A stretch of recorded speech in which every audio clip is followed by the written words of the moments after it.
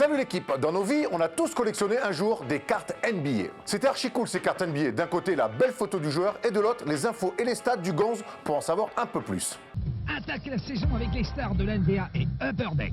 Les meilleures photos et les statistiques en cartes de collection. À l'époque, j'avais découvert Rod Strickland comme ça. Je le kiffais grave ce joueur alors que je l'avais jamais vu jouer, une autre époque. J'avais aussi découvert John Crotty. Bon bah lui, je le kiffais pas par contre. Et parmi toutes ces cartes que j'ai collectionnées, il y en a une qui a une histoire particulière. Très particulière. Accrochez-vous, vous n'êtes pas prêts.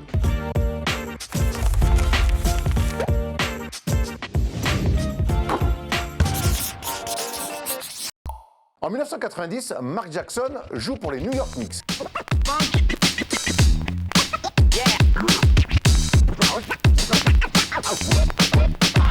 Ses coéquipiers sont Patrick Ewing, Charles Oakley ou encore John Starks. C'est donc le plus logiquement que la marque NBA Hoops sur la carte Mark Jackson avec une jolie photo en plein match. Le cliché est net, propre, rien à dire, du travail de pro. Bon Michel, c'est bon, tu peux envoyer l'impression. La légende de la carte NBA Hoops Mark Jackson peut alors commencer.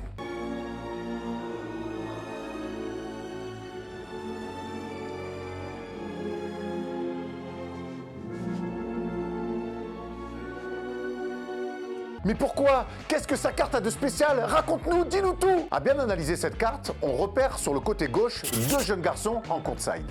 Un porte une casquette et l'autre a une jolie tignasse brune. Je vous présente donc les deux frères, Eric et Lyle Menendez. Au moment où cette photo est prise, ces deux jeunes garçons sont depuis peu malheureusement orphelins après avoir découvert leurs parents assassinés dans leur luxueuse villa de Los Angeles.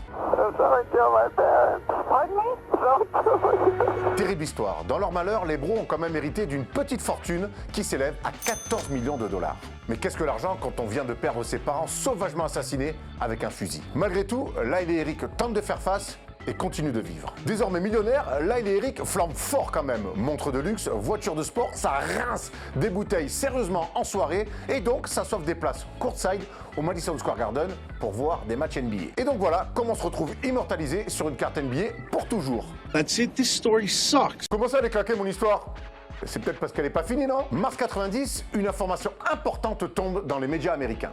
Les frères Menendez sont arrêtés et seraient les auteurs du meurtre de leurs propres parents. Eric ayant confessé à son psychiatre la vérité sur le soir du meurtre.